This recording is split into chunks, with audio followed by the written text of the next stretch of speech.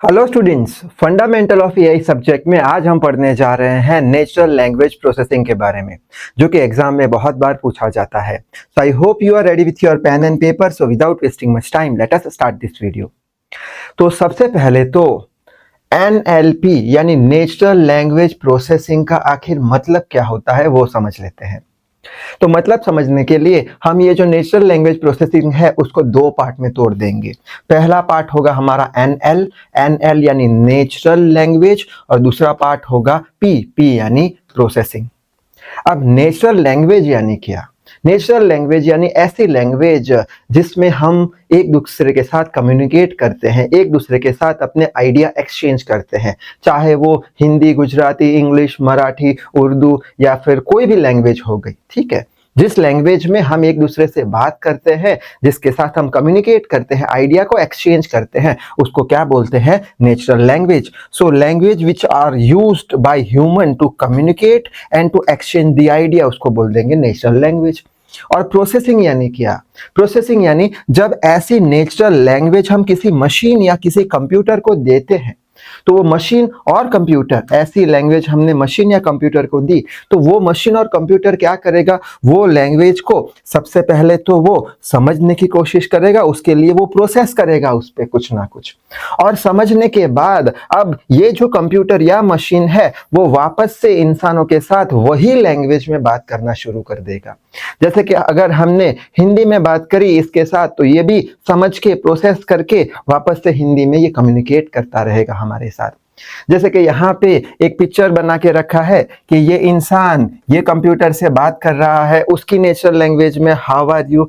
तो ये जो मशीन है वो क्या करेगा? प्रोसेस करेगा, उस पे प्रोसेस करने के बाद समझेगा और वही लैंग्वेज में ये इंसान के साथ कम्युनिकेट करेगा। इसके एग्जाम्पल देख लेते हैं, जैसे कि हो गया गूगल असिस्टेंट, हो गया चैट जीपीटी, जेमिनाई, सिरी, एलेक्सा। ठीक है, यानी कि अब हम अच्छे से एनएलपी क्या है उसका डेफिनेशन लिख पाएंगे। ठीक है, एनएलपी क्या है? एनएलपी जो है वो एक ब्रांच है आर्टिफिशियल इंटेलिजेंस की, जिसके अंदर इंटरेक्शन होता है किसके बीच में? ह्यूमन यानी इंसान और कंप्यूटर के बीच में। कौन सी लैंग्वेज में? नेचुरल लैंग्वेज में। नेचुरल लैंग्वेज में यानी ह्यूमन ने जो लैंग्वेज का यूज किया है वही लैंग्वेज में वो कंप्यूटर भी इंटरैक्ट करेगा। ये जो नेचुरल लैंग्वेज प्रोसेसिंग है, एनएलपी है, उसका अल्टीमेट गोल क्या है? उसका अल्टीमेट गोल ये है कि जो नेचुरल लैंग्वेज जो ह्यूमन बोल रहा है उसको समझना, अंडरस्टैंड करना और उसके हिसाब से आउटपुट देना। आउटपुट किसके फॉर्म में देगा? वो जो ह्यूमन जो लैंग्वेज में बोल रहा है वही सेम नेचुरल लैंग्वेज में वो उसका आउटपुट देगा। ठीक है, अब ये जो एनएलपी है वो कौन से काम कर सकता है? पहला तो वो ट्रांसलेट कर सकता है, जैसे कि हो गया गूगल ट्रांसलेट, हम बहुत बार यूज करते हैं। नेक्स्ट हो गया समराइजेशन।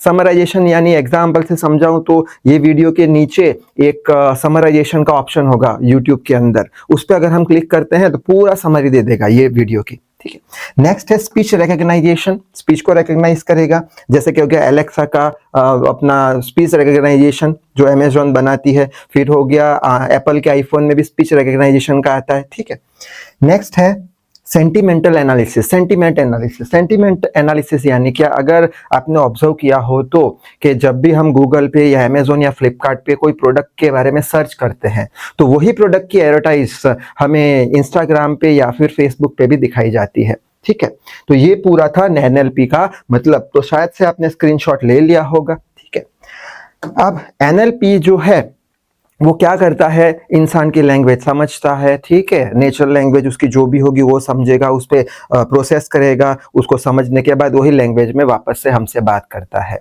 अब वो ऐसा कैसे कर पाता है? कौन से कंपोनेंट का यूज करके वो नेचुरल लैंग्वेज में हमारे साथ बात कर सकता है, समझ के बात कर सकता है? तो अब हम देख लेते हैं वो प्रोसेस कंपोनेंट का यूज करके कौन से कंपोनेंट होते हैं जिससे करके वो हमारे साथ नेचुरल लैंग्वेज में बात कर पाता है।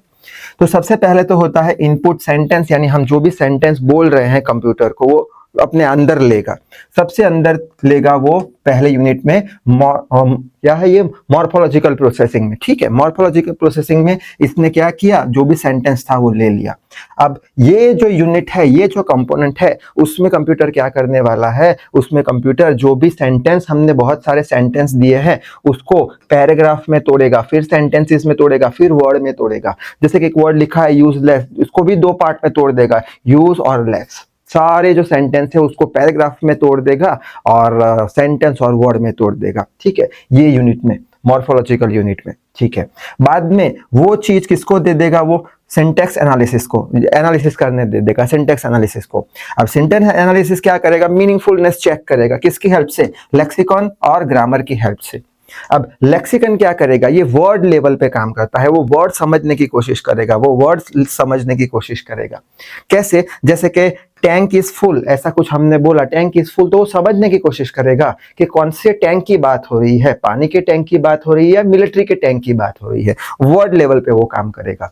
ये ग्रामर, ग्रामर क्या करेगा, मीनिंगफुल सेंटेंस समझने की कोशिश करेगा। ठीक है, मीनिंगफुल सेंटेंस समझने की कोशिश करेगा। जैसे कि हमने बोला Rohan am eating the food, अब ये मीनिंगफुल सेंटेंस तो है नहीं, तो ग्रामेटिकली ये क्या है, Rohan is eating the food. ऐसे कुछ मीनिंगफुल सेंटेंस बनाने की वो ट्राई करेगा।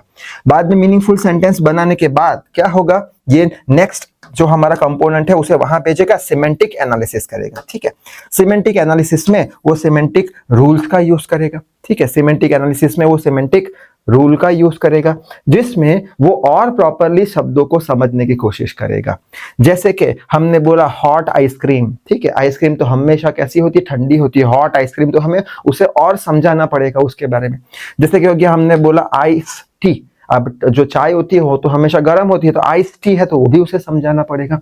यानी प्रॉपर वे में वो समझने की कोशिश करेगा, सिमेंटिक रूल्स का अप्लाई करके। किसमें, सिमेंटिक एनालिसिस करेगा वो उसका। ठीक है, बाद में फाइनली अल्टीमेटली वो उसको भेज देगा प्रैग्मेटिक एनालिसिस में।